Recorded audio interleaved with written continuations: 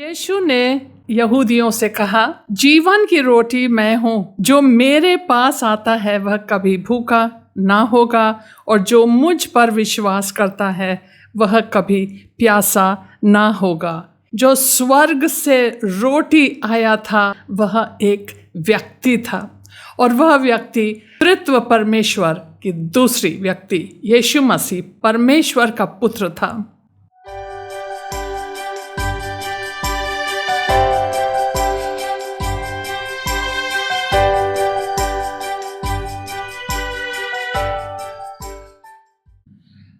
पद संख्या 36। परंतु मैंने तुमसे कहा, तुमने मुझे देख भी लिया है तो भी विश्वास नहीं करते।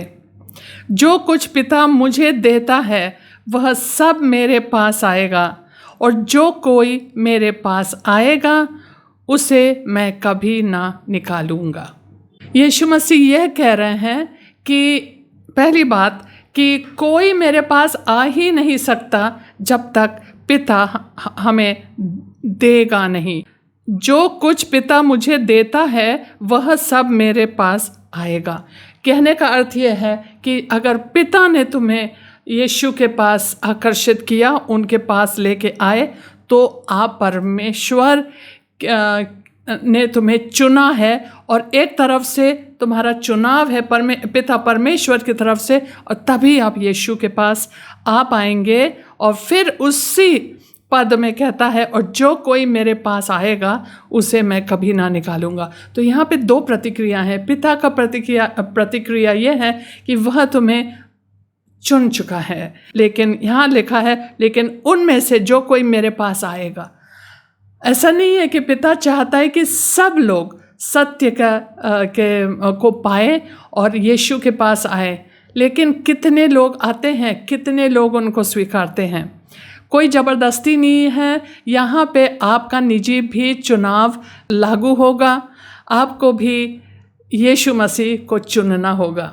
यीशु कहते हैं, जो मेरे पास आएगा मैं उन्हें कभी ना निकालूंगा, क्योंकि मैं अपनी इच्छा नहीं वरन अपने भेजने वाले की इच्छा पूरी करने के लिए स्वर्ग से उतरा हूँ। अब उन्होंने ये कह दी कि मैं स्वर्ग से उतरा हूँ। अब इन यहूदियों के मन में यह बात उठी। अभी तो उन्होंने कहा, जीवन की रोटी मैं हूँ, मैं हूँ। याद है जब परमेश्वर ने मूसा को अपने परिचय दिया, तब उन्होंने कहा कि जाके इज़राइलियों को बताओ कि मैं हूँ जो हूँ ने तुम्हें भेजा है। यह मेरा नाम है और मैं हूँ जो हूँ। और यहाँ पे यीशु ने भी कहा, मैं हूँ जीवन की रोटी, मैं हूँ। वही शब्द इस्तेमाल किया गया है। तो अब 38 में लिखा है कि मैं स्वर्ग से उतरा हूँ। अब एक तो लोग कह रहे हैं अपने को मैं हूँ बोल रहा है, और मेरे भेजने वाले की इच्छा यह है कि जो कुछ उसने मुझे दिया है उसमें से मैं कुछ ना खोऊं, परंतु उसे अंतिम दिन फिर जिला उठाऊं। अगर आप यीशु के पास आएंगे आप अनंत जीवन पाएंगे, और अंतिम दिन पे, जिस दिन को जब यहाँ पे पुनरुत्थान का दिन बोला जा रहा है, माना जा रहा है, उस अंतिम दिन पे कहता है मैं उन्हें जिला दूंगा। इसका मतलब पुनरुत्थान के दिन, जो कि कलीसिया के लिए रैप्चर का दिन होगा, जिस दिन कलीसिया भी उठाया जाएगा।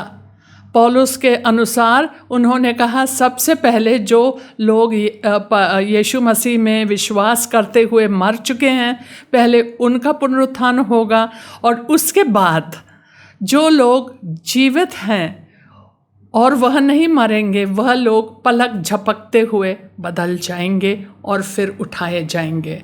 तो ये दो चीज़ें होंगी एक ही दिन, जिसे बोला गया है अंतिम दिन पे।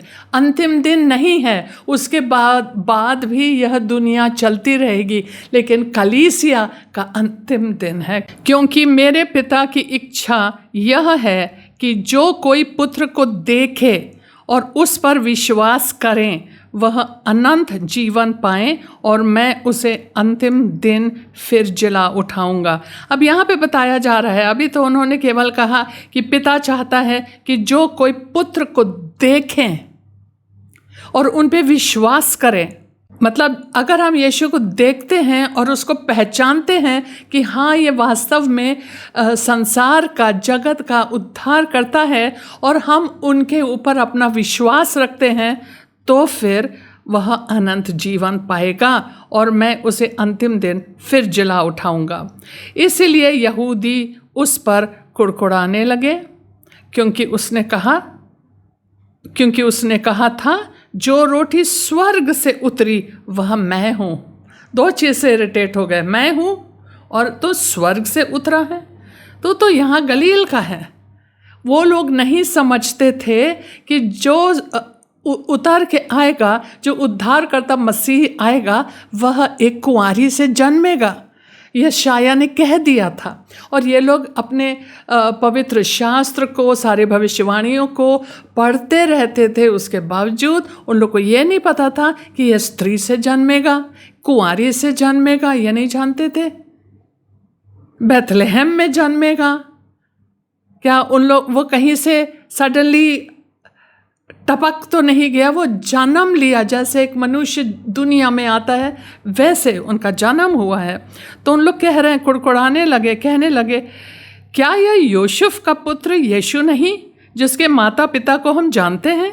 तो वह कैसे कहता है कि मैं स्वर्ग से उतरा हूँ? उन लोग हम बता रहे हैं, उन लोग जानबूझ के उन लोग को अंधा किया गया था। उन लोग को आत्मिक सत्य का पहचान नहीं था।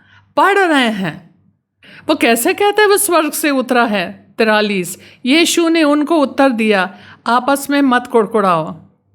कोई मेरे पास नहीं आ सकता जब तक पिता जिसने मुझे भेजा है उसे खींच ना ले, और मैं उसे अंतिम दिन फिर जिला उठाऊंगा। और जब वो मेरे पास आएगा तब मैं उनको अंतिम दिन फिर से जिला, अंतिम दिन, मैं याद रखिए, अंतिम दिन, कलीसिया के लिए अंतिम दिन, दुनिया का अंतिम दिन नहीं।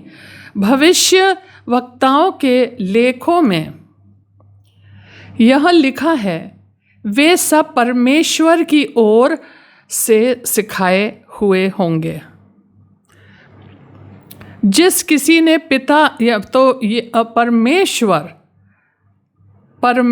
की ओर से सिखाए जाएंगे। तो पिता परमेश्वर खींच के लाएगा, परमेश्वर पिता का चुनाव होगा, और परमेश्वर पिता उन्हें सिखाएगा भी, पवित्र आत्मा के द्वारा उन्हें सिखाएगा। जिस किसी ने पिता से सुना और सीखा वह मेरे पास आता है। मतलब तुम लोग को पिता के शब्द का कोई भी ना ख्याल है, ना उसमें दिलचस्पी है, ना आप समझना चाहते हो, ना तुम समझते हो। यह नहीं कि किसी ने पिता को देखा है, परंतु जो परमेश्वर की ओर से है केवल उसी ने पिता को देखा है। वो अपने बारे में बोलते हैं कि मैंने पिता को देखा है। ऐसा नहीं है कि कोई पिता को देखता है, कोई पिता को देखा नहीं है, लेकिन उनकी आत्मा के द्वारा वह सिखाया जाएगा, वह यह कह रहे हैं। और तब वो मेरे पास आएंगे। लेकिन भूलिएगा नहीं कि पिता लाख हमें बुला के लाए, खींच के लाए, सिखाएं सब चीज़, लेकिन अगर हम अपने तरफ से जो हमें करना है ना करें और यीशु के पास नज़दीक ना जाए, यीशु के करीबी में ना जाए और उनके निकट ना आए, तो फिर वो बाकी चीज़ें का कोई फ़ायदा नहीं। मैं तुमसे सच सच कहता हूँ, मतलब आमीन आमीन, मैं तुझे सच सच कहता हूँ कि जो कोई विश्वास करता है अनंत जीवन उसी का है। अगर आप विश्वास करते हैं यीशु मसीह में, आपको अनंत जीवन मिल चुका, आपको अनंत जीवन। जैसे कि यूहन्ना के 5वें अध्याय पद संख्या 24 में लिखा है, अगर तुमने विश्वास किया तो तुम मौत से जीवन तक पार कर चुके हो, अब तुम्हें जीवन मिल चुका है। 48, जीवन की रोटी मैं हूँ। वह दोहरा रहे हैं वही शब्द, जीवन की रोटी मैं हूँ। उन लोगों को अच्छा नहीं लग रहा है, लेकिन यीशु ने दोहराया। तुम्हारे बाप दादों ने जंगल में मन्ना खाया और मर गए। यह वह रोटी है जो स्वर्ग से उतरती है ताकि मनुष्य उसमें से खाएं और ना मरे। तो वो कहता है कि जैसे तुम लोग ने अभी कहा, तुम कौन सा चिन्ह दिखाओगे हमें, कौन सा चिन्ह दिखाओगे? मूसा ने हमारे बाप दादों को जंगल में मन्ना खिलाया, लेकिन वो भूल गए कि 40 साल उन लोग को मन्ना जरूर खिलाया गया, लेकिन वह उस मन्ना से नफरत करने लगे। इसलिए परमेश्वर ने उनके शिविर में सांप भेज दी, क्योंकि उन्होंने कहा ये लोग कुड़कुड़ा रहे हैं। और किस बात पे कुड़कुड़ा रहे? मन्ना पे। कहता कहाँ तक हम लोग ये मन्ना खाएंगे? और हम लोग को इससे नफरत हो गई है, अब हम लोग को नहीं देखना है, इसको नहीं खाना है। तो उन्होंने कहा हाँ, तुम लोग कहते हो कि मूसा ने तुम्हें यह रोटी दी, जो कि एक्चुअली मेरे पिता ने भेजा है स्वर्ग से, लेकिन वह असली जीवन की रोटी नहीं थी, क्योंकि तुम्हारे बाप दादों ने खाया, 40 साल खाया, वह केवल उनके पेट को भरता था और इसीलिए वो सब लोग मर गए। लेकिन ये रोटी जो जीवन की रोटी है, जो स्वर्ग से उतरी है, वह रोटी जो स्वर्ग से उतरती है ताकि मनुष्य उसमें से खाएं और ना मरे। देखिए, हमेशा याद रखिए, जब यीशु ने कभी भी कोई बात की, हमेशा आत्मिक मतलब थी उसमें, उसका अर्थ आत्मिक था। लेकिन जब यहूदी लोग उसको सुनते थे, उनके बातों को, क्योंकि वो लोग शारीरिक लोग थे, उन लोग हर चीज़ को उल्टा समझते थे। उन लोग शारीरिक मतलब लगाते थे कि इस रोटी को अगर तुम खाओगे तो कभी नहीं मरेगा, मतलब आत्मिक रूप से। हम लोग को शारीरिक रूप से मरना है। हालांकि हमने यीशु मसीह पे विश्वास किया है, उसके बावजूद एक ना एक दिन अगर यीशु मसीह आके हमें ले ना जाए और हम उस दिन तक जीवित ना रहे, तो फिर हम मर भी जाए तो भी हमको पहले लेके जाएगा, मरे लोगों को पहले लेके जाएगा। और अगर हम जीवित हैं तो हम उनके बाद हमारा नंबर लगेगा, तुरंत बाद पलक झपकते हुए हम चले जाएंगे। लेकिन इस शरीर को यहाँ छोड़ना है, क्योंकि इस शरीर में हम स्वर्ग को नहीं जा सकते। ये भौतिक शरीर है, यह स्वर्ग में प्रवेश नहीं कर सकता। तो लिखा है कि जीवन की रोटी जो स्वर्ग से उतरी मैं हूँ, यदि कोई इस रोटी में से खाए तो सर्वदा जीवित रहेगा, और जो रोटी मैं जगत के जीवन के लिए दूंगा वह मेरा मांस है। अब वो और शौक में आ गए। ये सारी वाद विवाद यीशु मसीह और यहूदियों के बीच में इस प्रकार से चल रहा है। समझो, वह आत्मिक चीज़ें बता रहे हैं, वह शारीरिक रूप से समझ रहे हैं, इसलिए उसमें बहुत उलझने वाली बातें उन लोग अजीब तरीके से समझ रहे हैं। यीशु बोल रहे कुछ, वो समझ रहे कुछ और क्योंकि वह नहीं समझ पा रहे थे, इसीलिए वो लोग चिढ़ने लगे थे, उन लोग समझ नहीं पा रहे थे। तो यीशु ने कहा जो रोटी मैं जगत के जीवन के लिए दूंगा वो मेरा मांस है, मतलब मैं तुम्हारे लिए मरने आया हूँ, मैं अपने शरीर को तुम्हारे लिए एक बलिदान के रूप में चढ़ाने के लिए आया हूँ। मतलब मैं ही वह ईश्वर का मेमना हूँ, और जो इस मेमने को खाएगा, क्योंकि याद है जो मेमना परमेश्वर ने मूसा से कहा, इन लोग से बोलिए एक एक मेमना ले। जिस दिन पहले दिन जब उन लोगों ने मिस्र देश को छोड़ के गए, बहुत से लोग थे, बुढ़े लोग थे वहाँ पे और बच्चे भी थे, लेकिन जब उन लोग ने उस मेमने के मांस को खाया तो उन लोग पूरे रीति से सुरक्षित हो गए, और जो मौत की जो दूत थी उनको छू नहीं पाया। और साथ साथ में वहाँ पे अब कोई भी दुर्बल नहीं रहा, कोई भी बीमार नहीं रहा, ताकि वह लोग सब पैदल चलने के लिए फुर्तीले हो गए और चलने लगे, और 40 साल तक चलने लगे, या जब तक उन लोग की मौत नहीं हुई वह चलते रहे। उन्होंने कहा कि जो इस रोटी को खाएगा वह जीवित रहेगा, मतलब आत्मिक रूप से, और जो रोटी मैं दूंगा वो मेरी मांस है, मतलब मेरी बलिदान चढ़ाई जाएगी, मैं अपना मांस दूंगा, मैं अपना शरीर को दूंगा। ये कहने का मतलब था मेरा मांस, मैं ही ईश्वर का मेमना हूँ जो संसार के पाप को हर लेता है, इसलिए उसने कहा मेरा मांस। उन लोगों ने मांस खाया, हम लोग मांस नहीं खाते हैं, हम लोग केवल उनको याद करते हैं। कौन किसी इंसान का मांस खा सकता है, वह इंसान नहीं, वह अपने को ईश्वर का मेमना कह रहा था, जो कि वो थे। यही तो गवाही थी बपतिस्मा देने वाले यूहन्ना की। उन्होंने कहा, यह है, देखो ईश्वर का मेमना जो संसार के पाप को हर लेता है।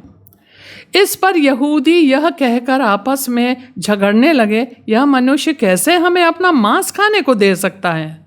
मतलब उनका मांस भी खाएं, कुछ ना कुछ जो भी कह रहा है उस पे उन लोग निंदा कर रहे थे।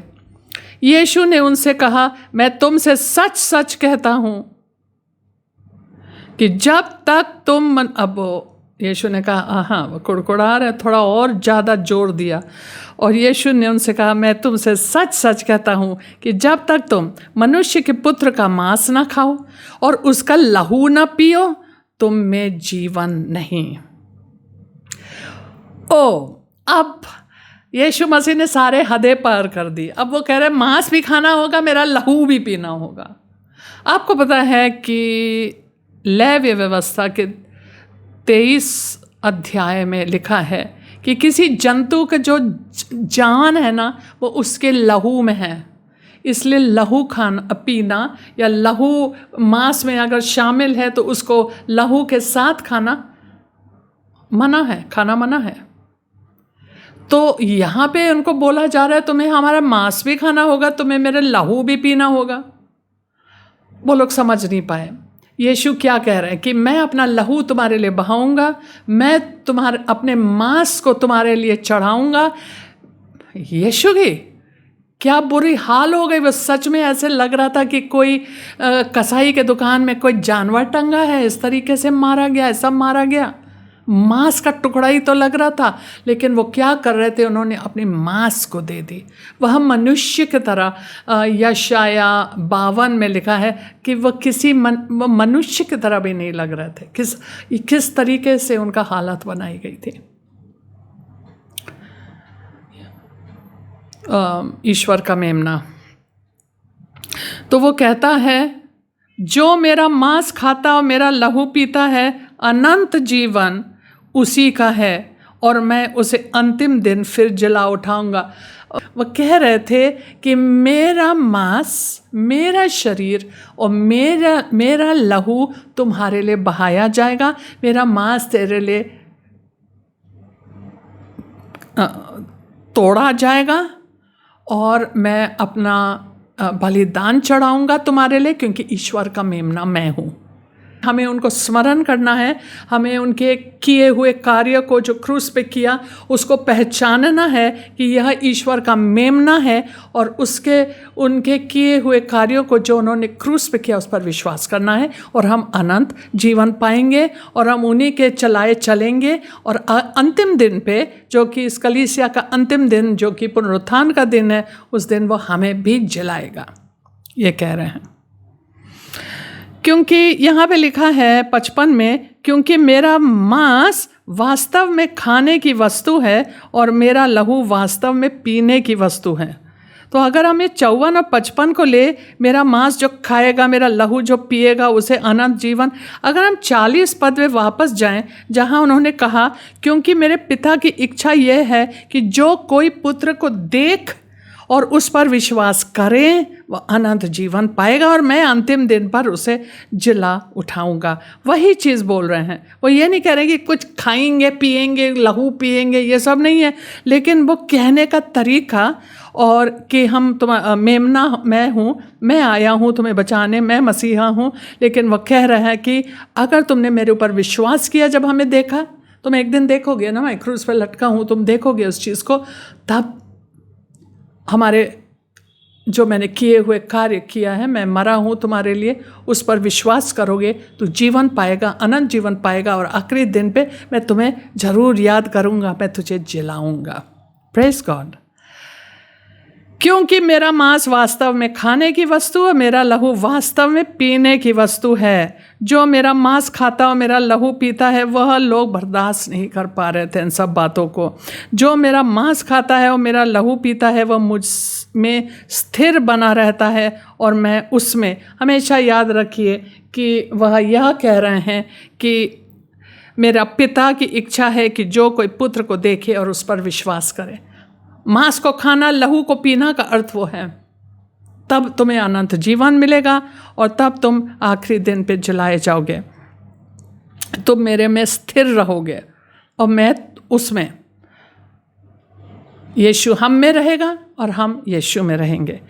जैसा जीवते पिता ने मुझे भेजा और मैं पिता के कारण जीवित हूँ, वैसा ही वह भी जो मुझे खाएगा और मेरे कारण जीवित रहेगा। खाएगा का मतलब है मुझे देखेगा, मेरे ऊपर विश्वास करेगा और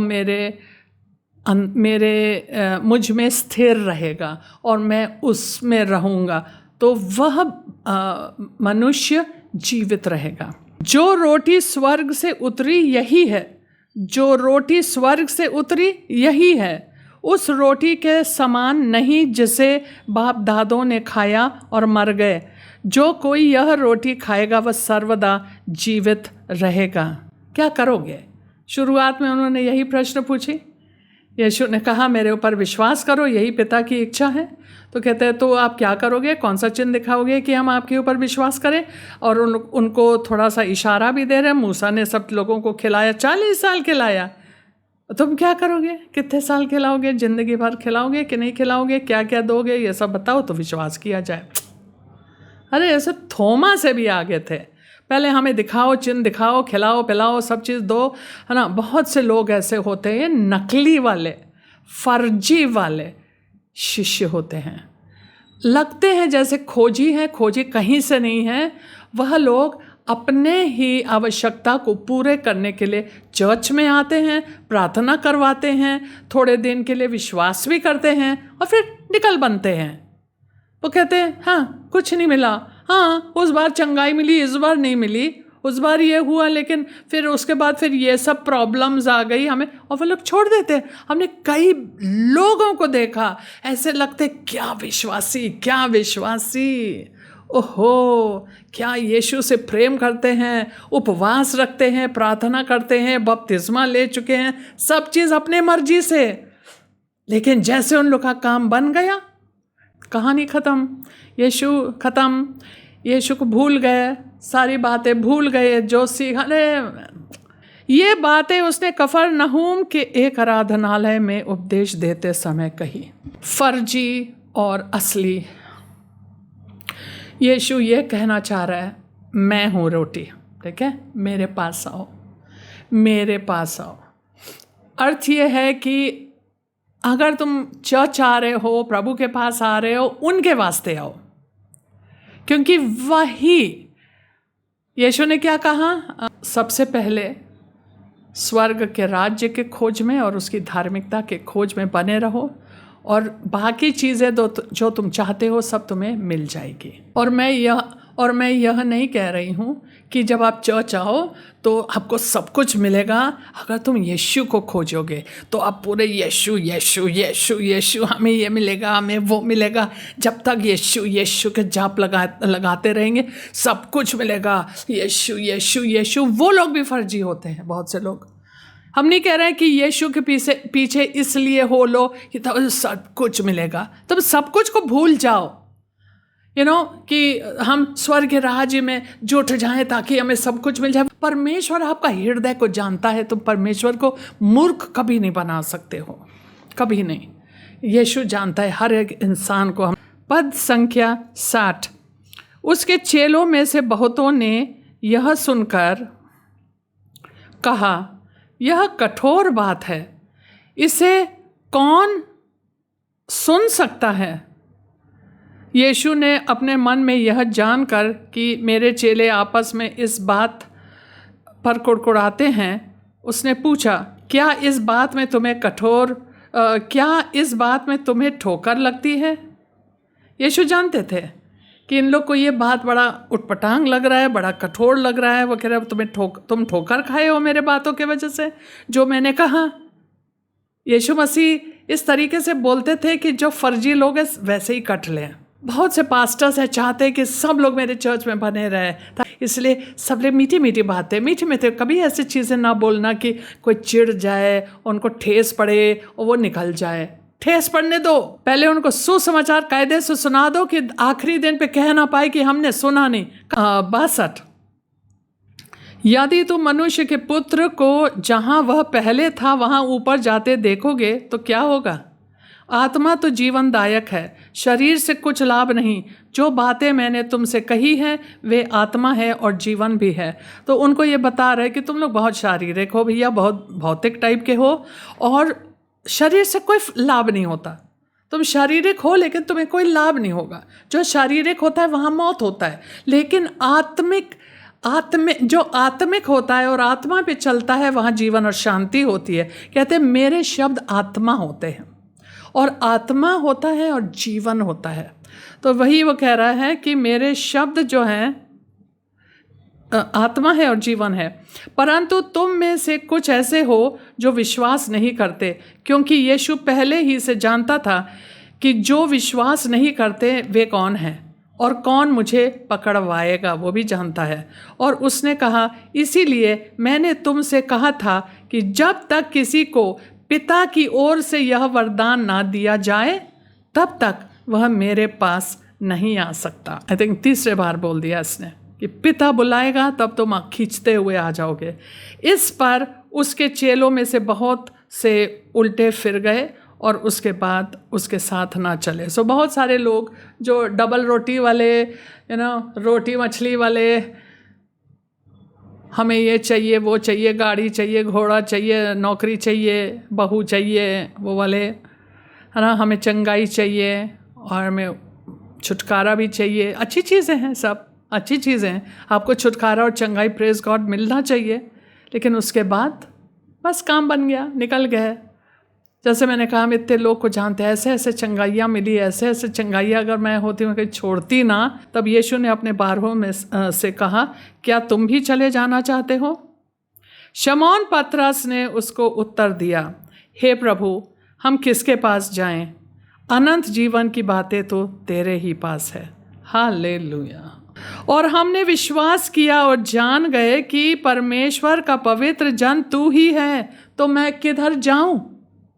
जब मेरी एक छोटी गवाही कि जब मैं यीशु के पास आई तो मैं चंगाई के वजह से आई। मेरी माँ बहुत बीमार थी, उसके बाद जब मेरी माँ की डेथ हो गई उसके बाद मैं बहुत बीमार हो गई।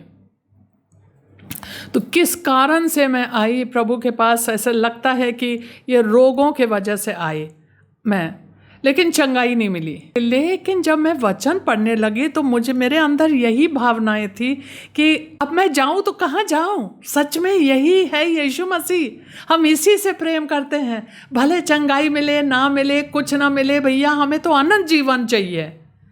ये तो जीवन थोड़े दिन का है, इसके चीज़ें थोड़े दिन का है। मैंने सोचा यीशु मसीह सब कुछ है मेरे लिए, यीशु मेरे लिए सब कुछ है, वही सब मायने रखता है। और मैं वचनों में अपने को